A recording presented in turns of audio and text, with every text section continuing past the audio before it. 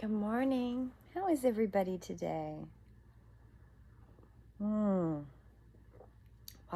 it is. Wow, powerful week this week. Just keeps on coming, right? It's supposed to snow this weekend. I'm so excited. I'm not excited because I have to travel, but I am really excited about the snow. I like snow. And I don't have problems driving in snow and traveling in snow. I know that, other people will hunker down and it doesn't bother me. Today's card is Dream a Beautiful Dream. And I love that this is, look at all the beautiful sacred geometry drawing over the earth. And you can see the auric peak and root of Earth. You can see they're trying to draw like Earth's torsion field that holds the web of life, and Mother Earth herself. She has her own sentience, she has her own consciousness, and she has her own energy field just like we do. And in the book, there's a little prayer that goes with this, so I'm going to read this. The perfect harmony of beauty awakens within me and all around me. I serve the golden light in unconditional love and creative power. Blessed be. I'm going to read that again. The perfect harmony of beauty awakens within me and all around me. I serve that golden light in unconditional love and creative power. Isn't that beautiful? So dream a beautiful dream. This card says, I'm going to read a little bit from the book. The urge to create is the same within you as it is for the universal creator. It also has the same magical ability to draw harmony into being and find beautiful order in chaos. This includes bringing harmony and perfect balance into well-being into your body, mind, and emotions. This is also the part of you that wants to dream of beauty and bring it to life as many ways as possible. What you eat, how you dress, behave, make love, create, all those things. If you have come to believe that your love of beauty is superficial rather than harmony and grace, then you may block your ability to create harmony in your life. Yes, Astra. You may believe it to be an unworthy goal. Yet, beauty, genuine beauty, rather than superficial glamour, grows from within. If you have struggled with obsessive attitude towards beauty that tends to prevail in human culture, then it is time to look to nature instead. Her beauty is boundless, quirky, and endlessly diverse. If you feel blocked, thwarted, or contaminated by others in your quest to bring beautiful dreams to life, you may feel that your heart is dulled, minimized, or shut down. Single-mindedness can limit the beauty into a very narrow physical sense, but you can feel harmony outside of what is supposed to be harmonious. If you are brave and wild enough, you can even find beauty and harmony amongst the chaos of change. Sensing that change is just creative process kicking into gear. Realizing there's nothing to fear brings even greater beauty, harmony, and surrender. You are meant to dream of beauty and to create beauty in a far more holistic and creative definition. Beauty is meant to soothe the soul and inspire thoughts of love and devotion and appreciation and balance in the nervous system. These are healing effects, healing for the creator and those that receive it. They are not meaningless, impractical, or flippant, or trivial. The world without beauty of art and all its various unique interpretations would be less colorful, less vibrant, and a less healing place. The most beautiful dreams can inspire the practical, hardworking dedication required to bring them to life for the betterment of the world. I think that the part that I love about this message is that I am one of those people who, because of my gift of energy sensitivity, I transmute. all the time. I'm always creating. And when I get stuck in something, I then go to a new project. So I often have 4 or 5 projects going at one time. And sometimes what happens is I will let fear or anxiety or, something else interrupt that flow of transmutation of energy or interrupt that flow in a project. And it's sometimes hard to get back to. I create things for other people. I transmute the energy around me into something beautiful and heartfelt and connected for someone else. I connect my love and care and compassion for someone through the beauty of creating something for them. And I've created things that I put in a box and I hold for them because they're not in my life anymore, or they've moved on, because that transmutation of energy carries through with that item. And every once in a while I make something and I don't know who it's for. I just know that it's beautiful and I want to share it, and I want to share that pure love of light, that pure love in light to whomever receives it. And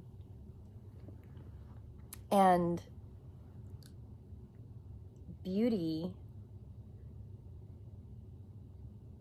I remember many, many years ago being told that I was not pretty in any way.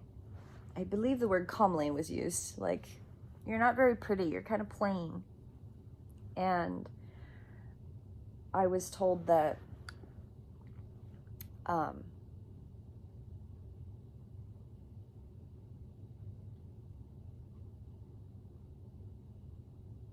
because I had made a comment about, I remember a vague conversation. I don't remember the whole conversation, but I remember a conversation with somebody about, wouldn't it be cool to be a model, or, and at the time I was kind of in that age place where I really wanted to fit in better with my peers. I didn't really want to be like my peers, but I wanted to fit in a little bit because I've always stood out. I'm kind of the sore thumb in the room sometimes. And I know now that some of that is the neurodiversity, like the neurotypical always picks up on the oddness of the neurodivergent. They don't know always what they're picking up on, but they know that there's something different. And you can only mask so much. And I don't remember who said it, but I remember the words because they hurt. And I was told, well, you're not tall enough, you're not pretty enough, and you'd never make it, type thing. And I remember thinking, well, that hurt. And it really resonated for a while. There were several years there where I had a really hard time with, I don't think the person meant to bully or demean me or tear me down. I mean, I definitely got that at home. I never felt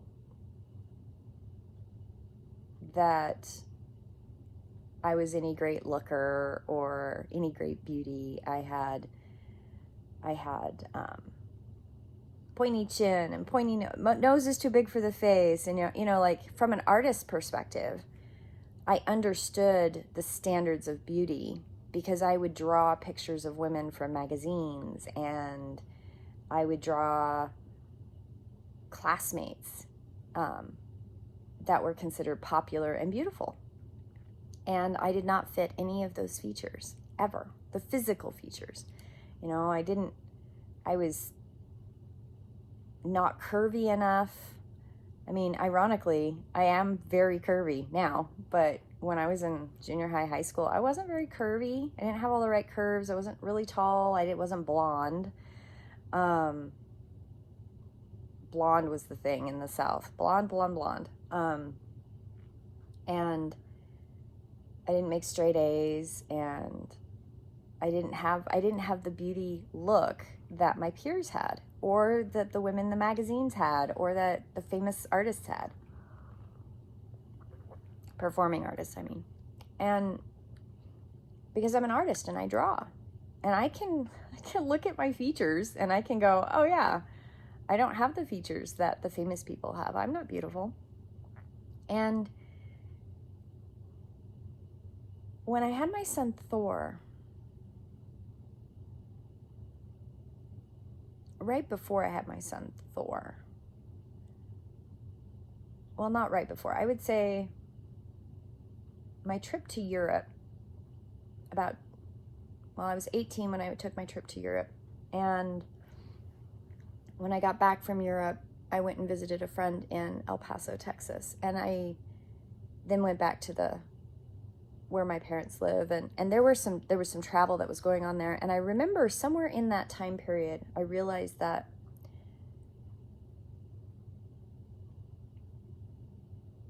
it was just an awareness moment. I don't remember, somewhere in that traveling, I realized that I am not the standard physical beauty, and I'm okay with that. But I know that if I can just figure out how to hold on to my light and be true to myself and stop letting the people around me push me around, that I could find my own beauty. And it still took me a couple years. And right before Thor was born, like I'm 9 months pregnant and I am miserable and I hated being pregnant. And I remember thinking,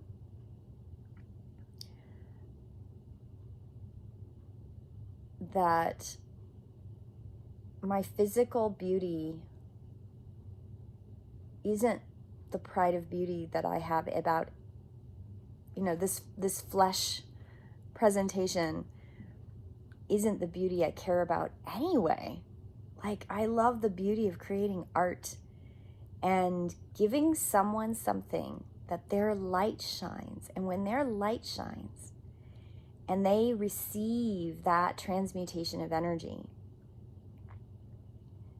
that's my moment to feel the beauty of myself, because I have given with love and trust and compassion and true giving to share that moment of transmutation of energy. And I started to think about beauty, about myself of beauty, differently. And I realized that somewhere in there, my connection to Mother Earth, my manifestation in this body, these were all choices as a part of my blueprint, to help me understand that I can share that light and help other people find their inner beauty.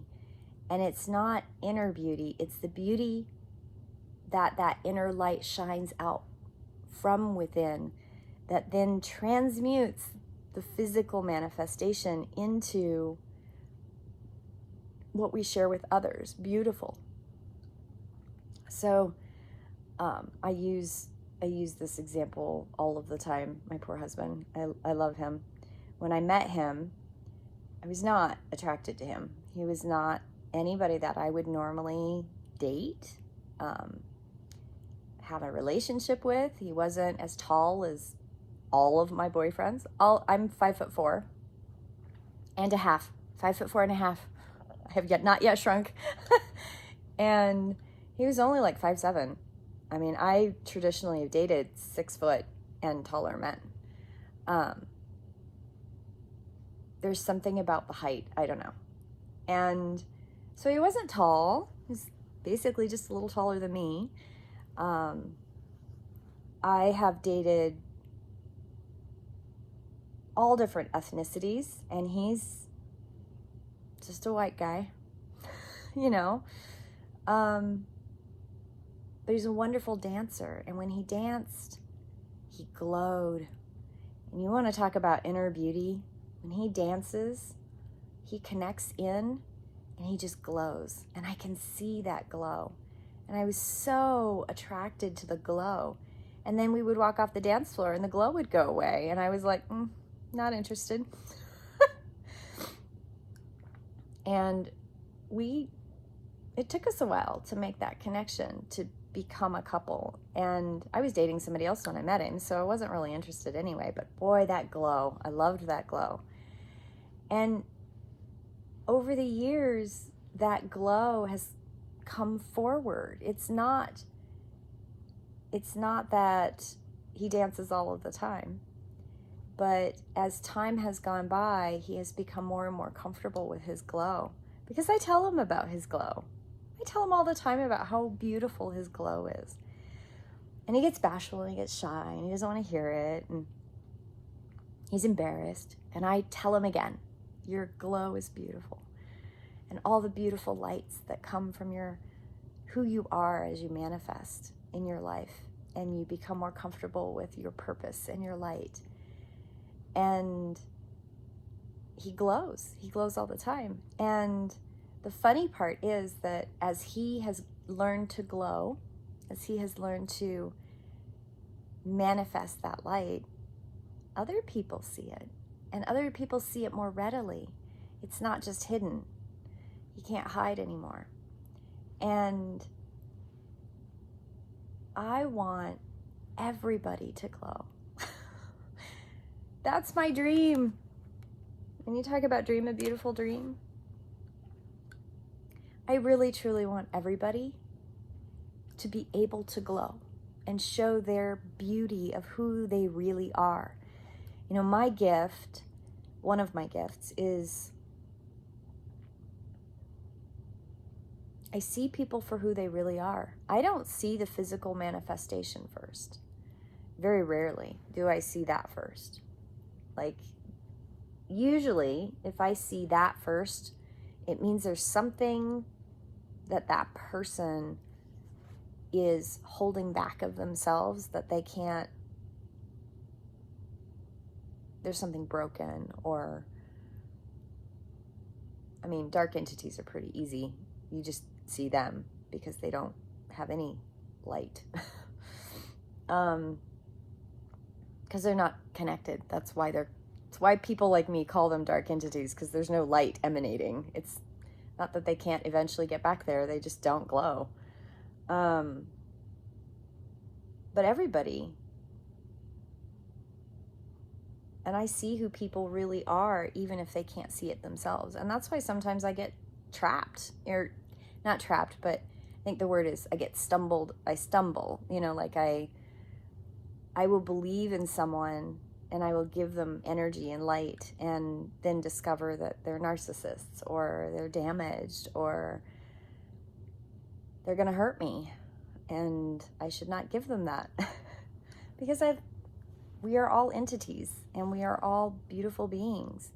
We come from all over the place, and we have something to contribute and share. And dream a beautiful dream. It sounds naive, it sounds very childish in some ways, but that inner child, that inner trusting child that comes into this world, that brings their light, that hasn't been tainted by all the trauma and all the bullshit that happens. That's the child within, and I hold on to my child. I want her to live and thrive, and I want to share her with everyone. And I want everybody to shine. I truly, truly want everyone to shine. That is my dream.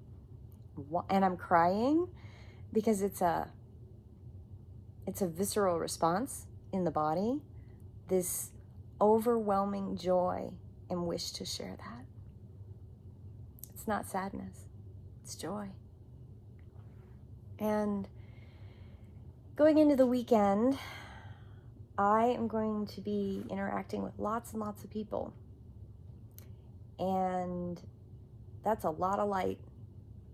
And I am so excited to share and to help people see their light. Because there's a lot of different ways of doing that. And as a teacher, that's part of what I do. help people see their own light, find their path, see their light, and find that joy. And it's not superficial. It's deep and it's heartfelt. Have a beautiful day, my friends, and I will see you in prayer.